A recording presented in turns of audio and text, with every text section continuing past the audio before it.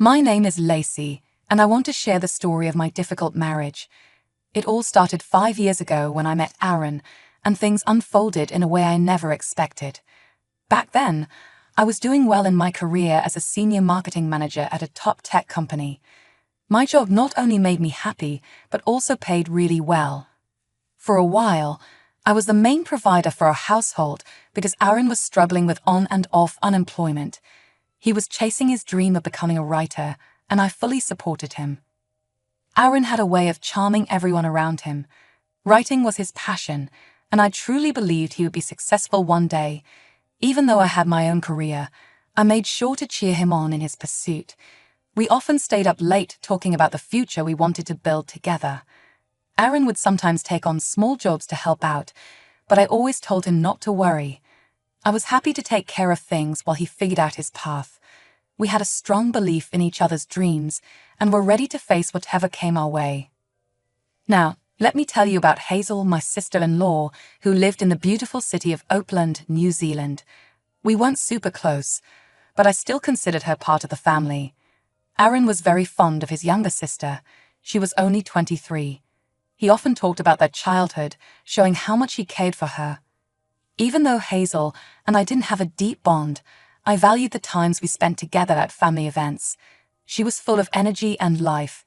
Hazel had made a bold decision to study abroad, and everyone supported her.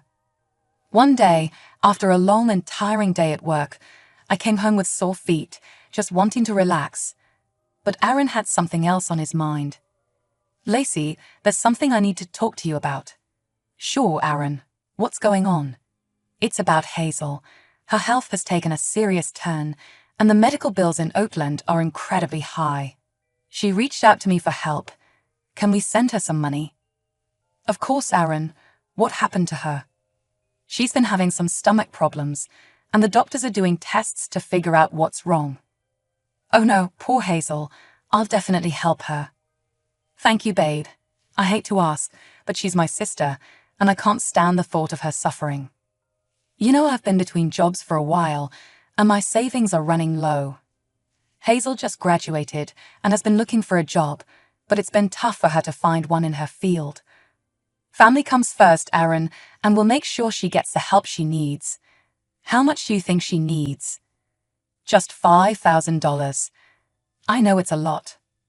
"We'll manage. It's the least we can do." "You're amazing, Lacey.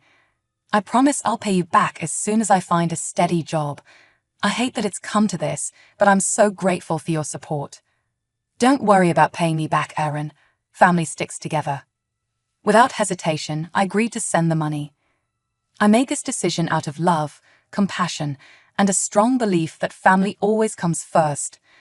I thought I saw genuine concern in Aaron's eyes for his sister, and I couldn't stand to see him worried.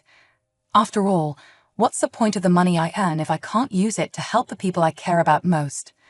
I've always believed that money only has real value when it's used to make a positive difference in the lives of loved ones. It wasn't about the amount or the inconvenience. It was about standing by Aaron and supporting his family. So I transferred the money to Hazel. But little did I know, this simple act of kindness would set off a chain of events that would turn my life upside down. A few weeks later, Aaron told me that his mom, Sherry, was suddenly flying to Auckland to be with Hazel. He explained that Sherry was really worried about her daughter's health, and he needed to drive her to the airport. When I heard this, I immediately wanted to go with them. I wanted to meet Sherry before her flight and offer her some comfort during this stressful time. Even though Aaron said it wasn't necessary, I went anyway. "So, Aaron, how exactly is Hazel doing? What have the doctors said?" "Well, it's a bit complicated, Lacey. She's been having these stomach issues, and the doctors are still trying to figure it out." "Yes, dear, they haven't been able to pinpoint the exact cause yet. It's been quite tough for her." "Stomach issues. That sounds pretty vague, but she's been seeing the doctor regularly, right?" Yes. She's seen a few specialists, but they haven't reached a conclusion yet. It's frustrating, darling, but we're hopeful she'll get better soon. I'm going there to take better care of her. That's all a mother can do, you know." "I hope so too. It's just strange that it's been going on for a while, and there's still no diagnosis. For someone her age to have these issues. Let it go, Lacey. Let's just focus on getting Mom to the airport right now. While Sherry was in Oakland, life went on as usual. I went to work, and Aaron stayed home, working on his novel. Another month passed, and Aaron asked for more money. He explained that Hazel was moving for a new job and needed help with her apartment. Sherry was still in Oakland, and from what I knew, Sherry had enough money to help Hazel herself, but I didn't voice my doubts. I couldn't bring myself to question Aaron's family, even though the situation was becoming more confusing. So I quietly sent Hazel the $3,000 she needed, hoping this time it would really help her. But then, a week later, Aaron made a shocking request that left me stunned. Lacey, I need to ask you for something big. What is it, Aaron? I need you to send my sister $50,000. $50,000, Aaron? That's half my annual salary. Why would Hazel need that much money? Hazel's health is getting worse, Lacey. It's a serious stomach condition, and the doctor says she needs surgery. She's in pain, and we can't wait any longer. I understand that, Aaron, but why won't you tell me exactly what's wrong with her? It's so frustrating not knowing. You're always so vague. Why couldn't Sherry help with the $3,000 last time?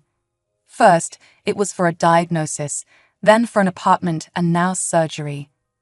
Sherry has her own expenses, Lacey. She's been helping Hazel too, but this situation is beyond what any of us expected.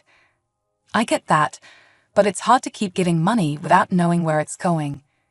It's complicated, Lacey.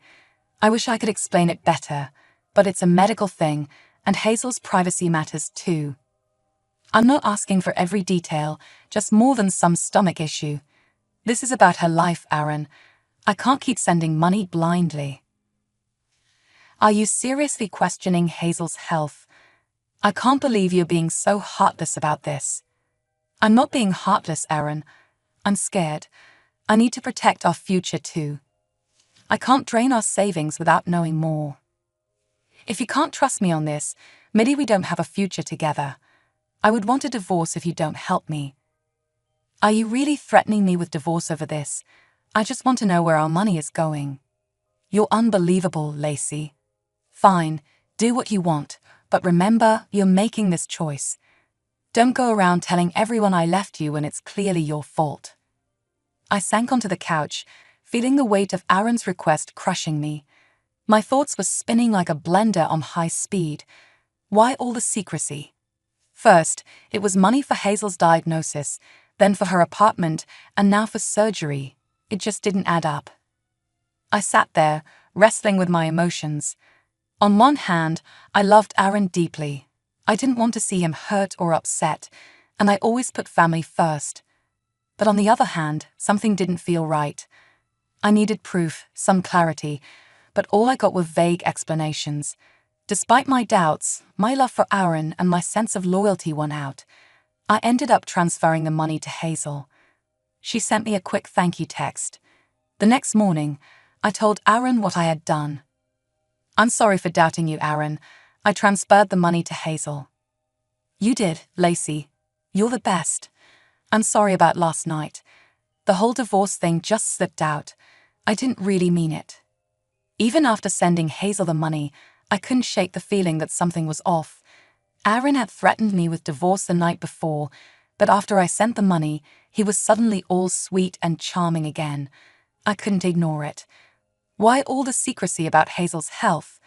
And why wasn't Sherry helping her own daughter more? I loved Aaron and his family, but these questions kept nagging at me. To clear my head, I decided to meet up with my best friend, Imani, at the Cozy Cafe, our go-to spot for heart-to-heart talks. I needed the comforting atmosphere more than ever. So, Imani, did I miss anything exciting at that dinner party you mentioned last night? Oh, you missed out. It was a blast. Jenny wore this stunning red dress that made everyone jealous. You know, the usual stuff, food, gossip, and lots of dancing. Typical Jenny, making an entrance. Why weren't you there, by the way? Actually, that's what I wanted to talk to you about. Aaron and I kind of had a fight. No way, Lacey. What's going on? Well, you know my sister-in-law Hazel in New Zealand, right? She's been asking for money, saying it's for her health issues. Yeah, I remember seeing her at your wedding. She was so young then. What's her deal? Something just feels off. I sent her money before, but now Aaron's asking me to send a huge amount of my salary, and he threatened divorce if I didn't. Wait, that doesn't sound right. That was a low move on Aaron's part. Did you try talking to Hazel directly? I did. I left her a few texts, but she was so vague about it too, just thanking me for the money and all. I don't really know her that well. You know, sometimes people share more on social media than they intend to. Have you checked Hazel's profile? Profiles? What is she up to? Hazel isn't on Facebook or Instagram. She's always been pretty private. That's odd for a 23-year-old not to have any social media presence. Let me put my stalking skills to work. Go ahead. I took a quick break to grab the blueberry muffins and coffee we had ordered, trying to calm my nerves. When I got back, the look on Imani's face was one of shock. Isn't this Hazel? She asked, showing me her phone. I leaned in and saw Hazel at a Dua Lipa concert just a week ago. My heart dropped. What on earth was going on? And those front row tickets couldn't have been cheap. I scrolled through Hazel's Instagram profile. There she was, living a life that didn't match the story Aaron had told me. Fancy restaurants, designer clothes, trips to Europe, and pictures with influencers. Nothing about her life seemed to match the desperate situation Aaron had described. The final straw came when I saw her Instagram story from just 4 hours ago. Hazel having a luxurious lunch with Sherry at an upscale restaurant. Her follower count was around 20,000, enough to make her a budding influencer. How could someone with that kind of lifestyle, who was supposedly in such dire financial straits, need so much money? Girl, she's flaunting a Gucci bag, and your husband claims she's broke. You need to have a serious talk with Aaron. You're right, Imani. I need to go. See you later. I rushed home, my mind racing, but Aaron wasn't there. I couldn't sit still, so I paced the living room, my heart pounding. Finally, Aaron walked through the door. Hey, baby, how was your day with Imani? You're home early. It was very enlightening. I learned a lot today. That's good. I just went for a walk to hit my daily step goal. Nice. You seem upset. Is everything okay with Imani? Oh, come on, Aaron. Did you know about this or not? Know about what? I pulled out the screenshots of Hazel's Instagram photos that Imani had sent me. Aaron's face turned pale as he looked at them. I could see the regret in his eyes. Where did you find these? It doesn't matter where I found them. The question is, did you know? I looked him in the eyes and demanded, admit you've been keeping things from me. Aaron nodded slowly. Yes, I have. Why would you lie about something like this? And where did all the money I worked hard for go? It's a complicated situation. I'm not accepting that as an answer. You better start talking. Well, Hazel needed money because she didn't finish college. She dropped out. What? And when were you going to tell me that? You said she graduated. Yeah, I lied. She wanted to become an influencer and needed money to keep up that lifestyle. I thought I could help her out. So, you sent her money to splurge on designer clothes and bags and to build a fake social media life. You don't understand, Lacey. She realized college wasn't for her. So, there was no illness, no surgery, no new job, and no new apartment. Yeah, I lied. She just wanted to live a glamorous social media fantasy. And Sherry? Why did she fly out to Oakland? She's in on it too. They're planning to go to Paris for an influencer event on Mother's Day. It's a thing where everyone brings their mom as their date. I can't believe you tried to convince me your sister was seriously ill just to fund these ridiculous luxuries. Please forgive me, Lacey.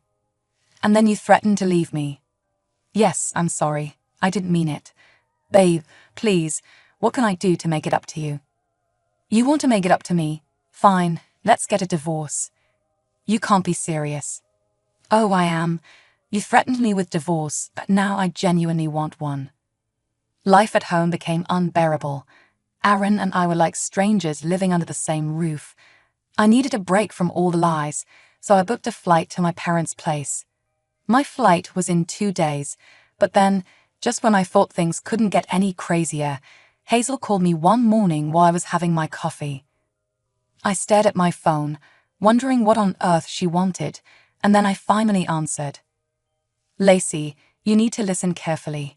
You have no idea what you're getting yourself into. What are you talking about?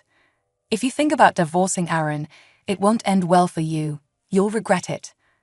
I'm done sending you money for your so-called needs.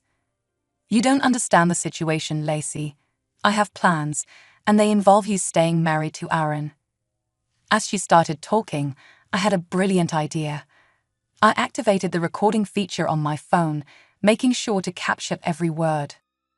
You have no choice, Lacey. Be a supportive sister-in-law or face the consequences. You think you can just walk away, Lacey. You have no idea who you're dealing with. If you dare to divorce my brother, I'll make your life a living hell. I have connections you can't even imagine. Well, Hazel, it seems you've got your threats, but I have something too. I've been recording this entire conversation. You can't be serious. Oh, I am. And now you have 1 month to return every cent you took from me, or I'll make sure your followers hear the truth. Lacey, please don't do anything drastic. 1 month, Hazel. Don't test my patience.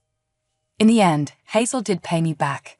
She wired the money to my account before the month was up. As for Aaron and me, we couldn't fix what was broken, so I filed for divorce. It wasn't easy, but sometimes you have to do what's right for you.